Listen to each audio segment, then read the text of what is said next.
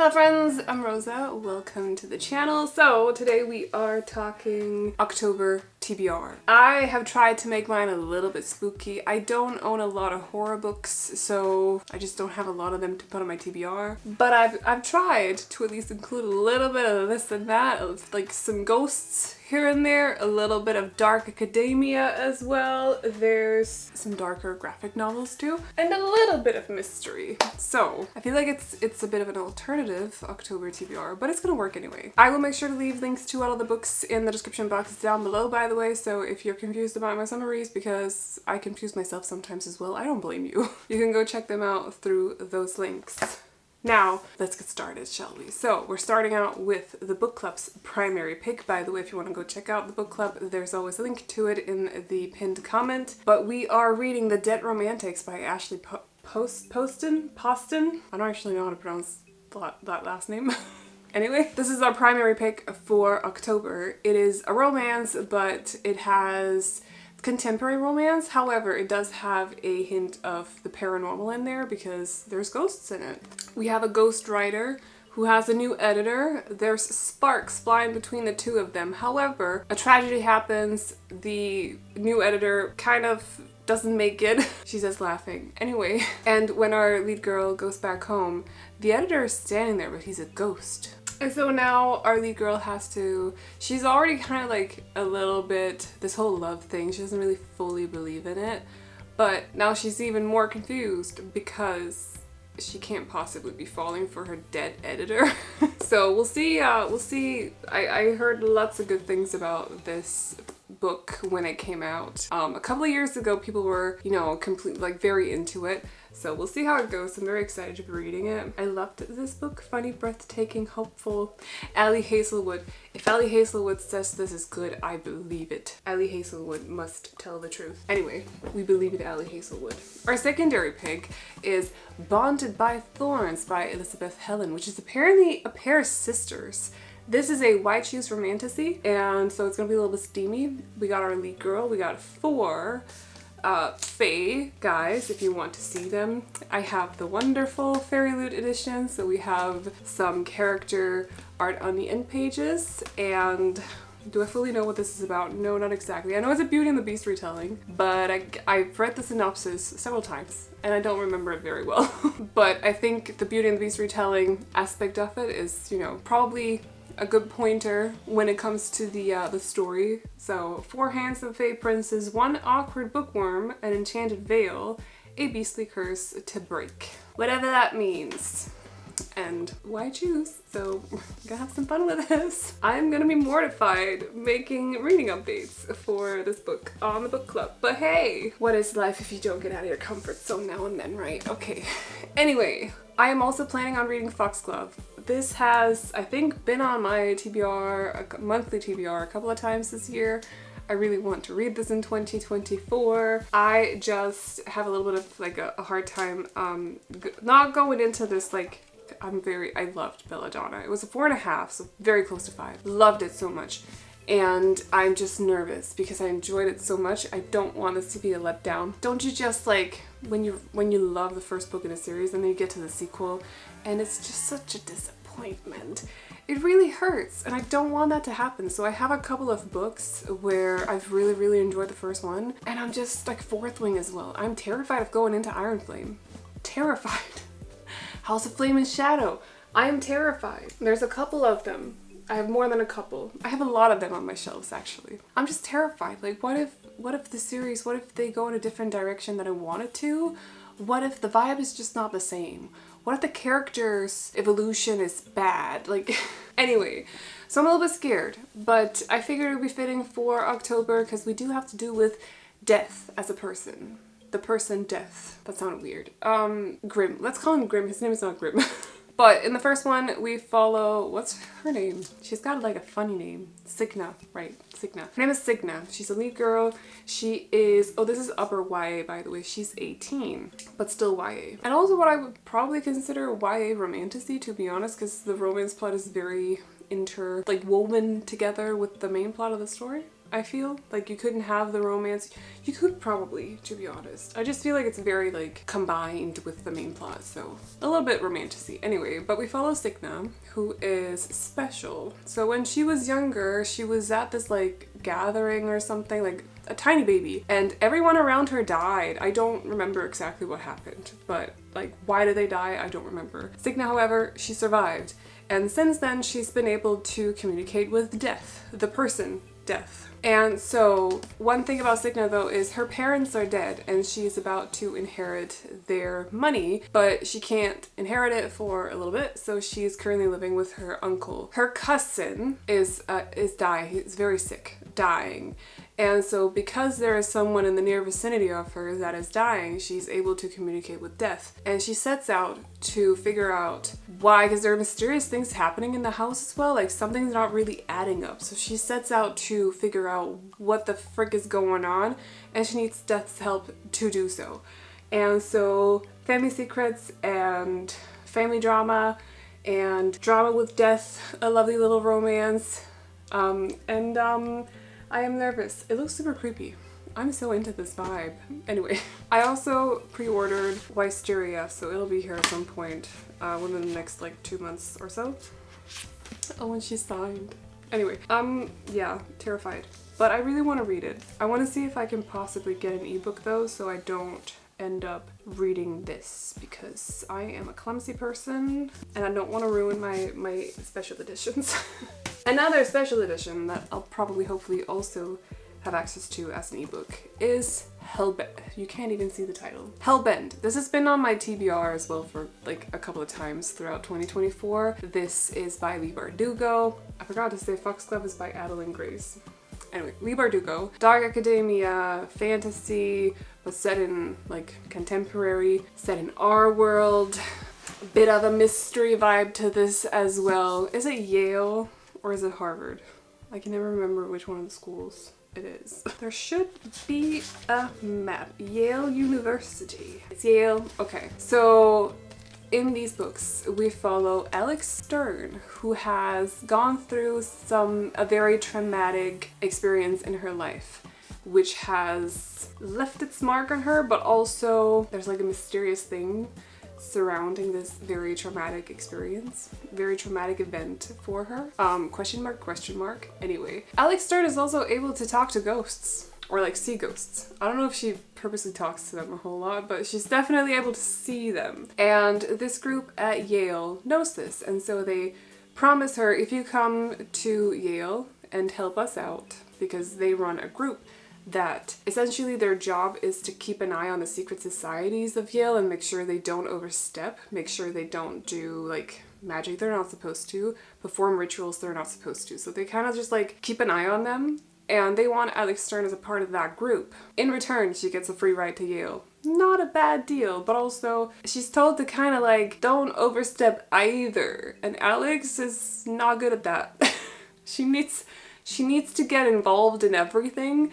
And so when a dead girl or a girl ends up dead on campus, Alex comes across her lying there.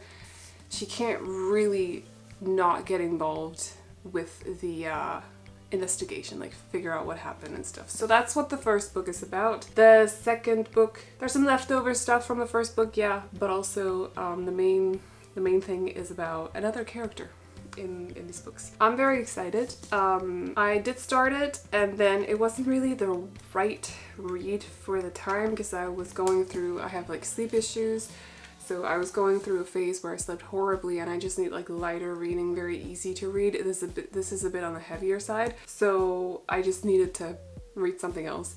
But I'm very intrigued by what I did read though. These two is kind of like carry over from last month, and then with the last book in the series added on top, because I probably will not have time to read this before the month is over. But we have Escaping Houdini, or Escaping from Houdini, yes, and Capturing the Devil by Carrie Maniscalco.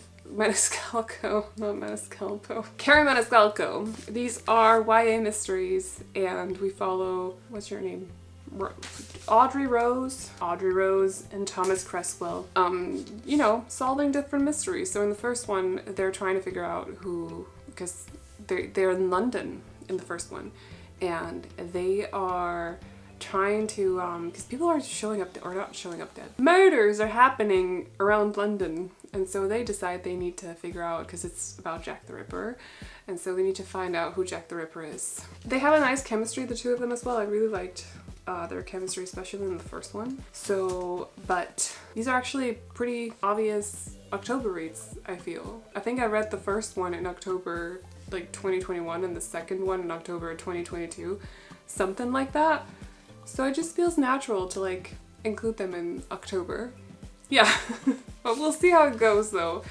I really loved the first one, and the second one was a little bit less so. I don't know, I don't really know fully how I feel about it, so we'll see how book 3 and 4 go. And if I don't like them, I'm gonna have to let them go. They're saying bye-bye to my library, so you better be good, okay? You better be good. Anyway, YA mysteries, with like a hint of fantasy now and then, I want to say, and then some romance as well. I have 2 books that my TBR list on my phone is not really working, so I hope I'm remembering everything correctly. But I have 2 books that I have on my iPad, what I tend to call Kindle, but it's an iPad.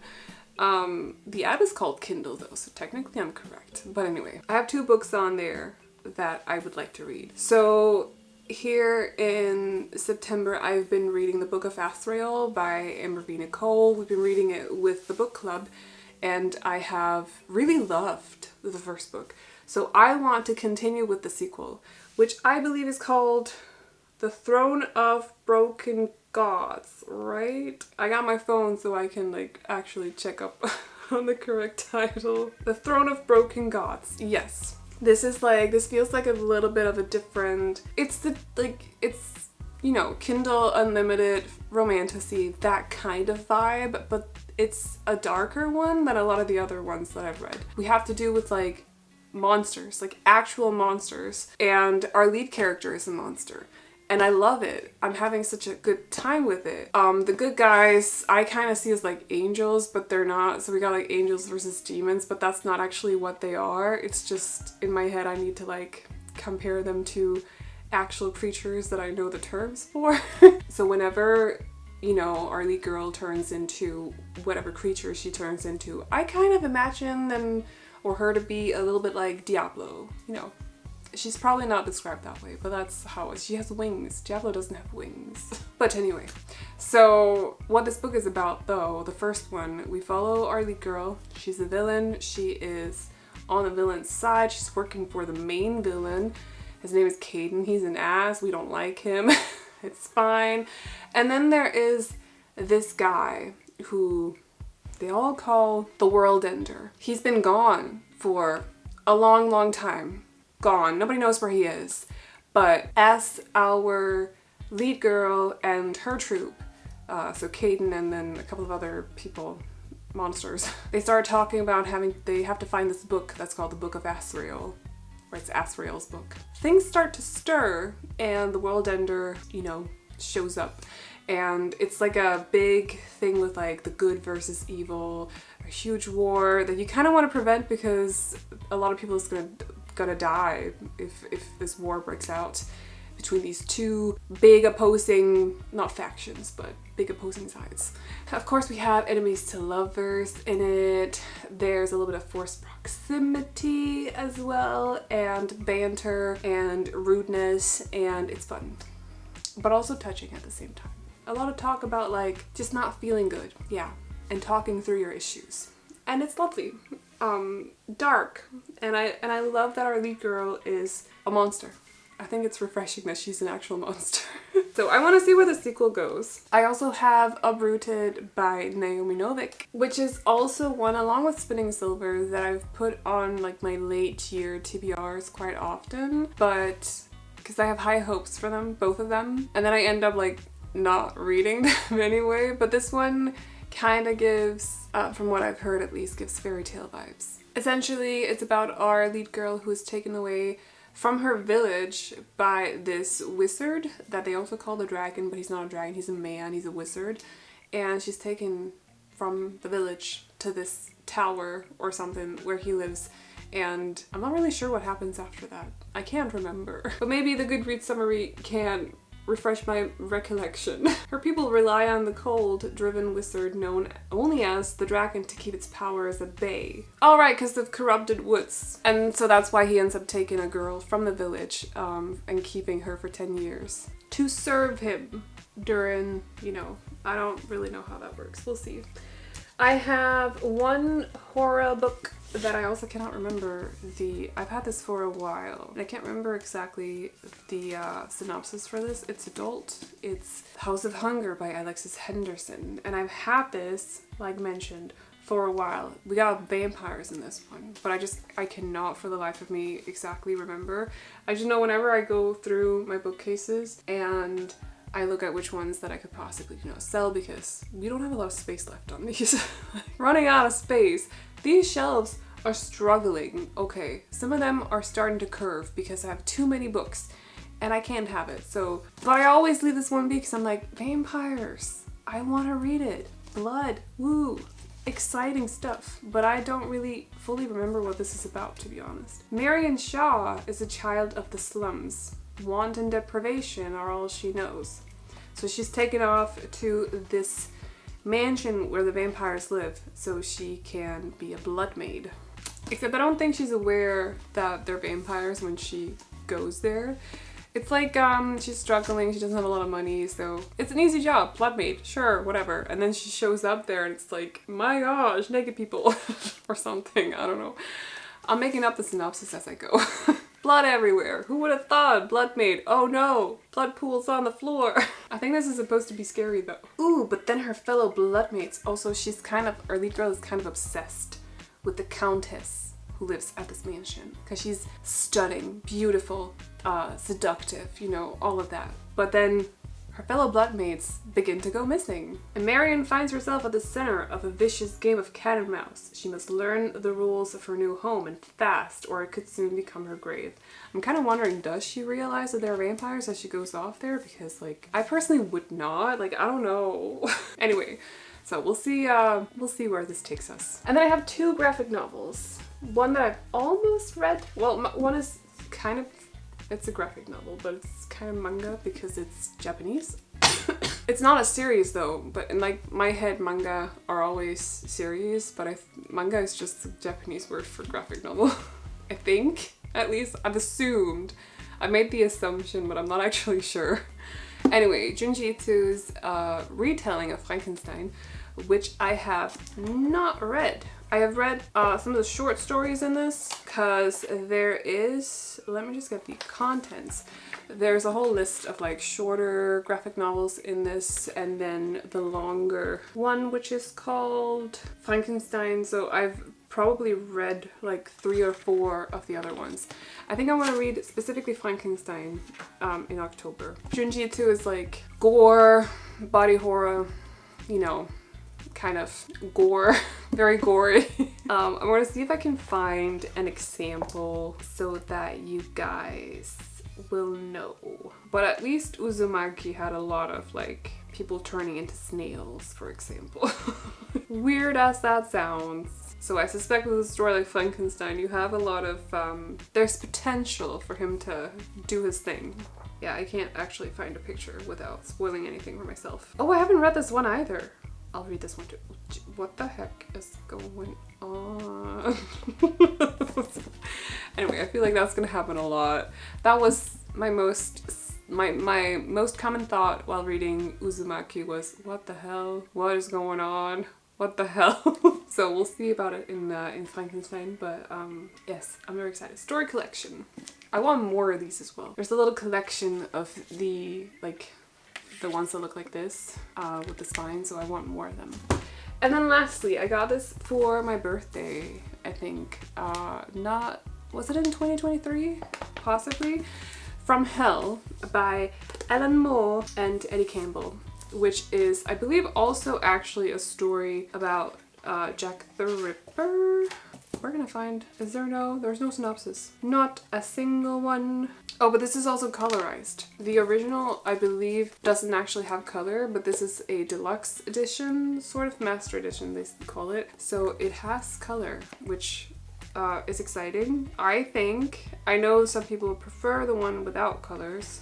It's a very famous. Alan Moore has made a lot of very well-known graphic novels, or has written a lot of very well-known graphic novels. So this one is very well-known as well. And I think a lot of people, I've read some discussions on whether or not it was fitting for the graphic novel to be colorized or made in color. I don't actually know if colorized is the right term for that. I personally think it's nice with a little bit of color in there. I just cannot find the synopsis. But I think it has to do, it's Victorian age, I think it has to do with Jack the Ripper as far as I remember as well. What does it say? At once a meditation on evil, a polis procedural, and a commentary on Victorian England, an impressive piece of work. Oh wow, it's won a lot of awards. I did not know.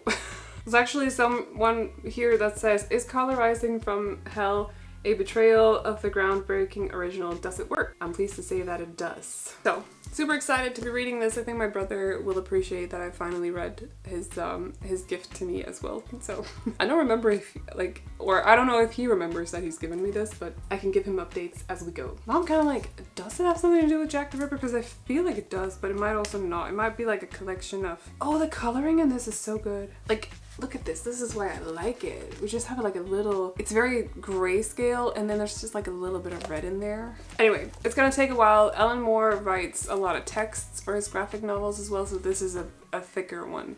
It might take the whole month to read it, and it's also incredibly heavy. Jesus. Anyway, but that's TBR.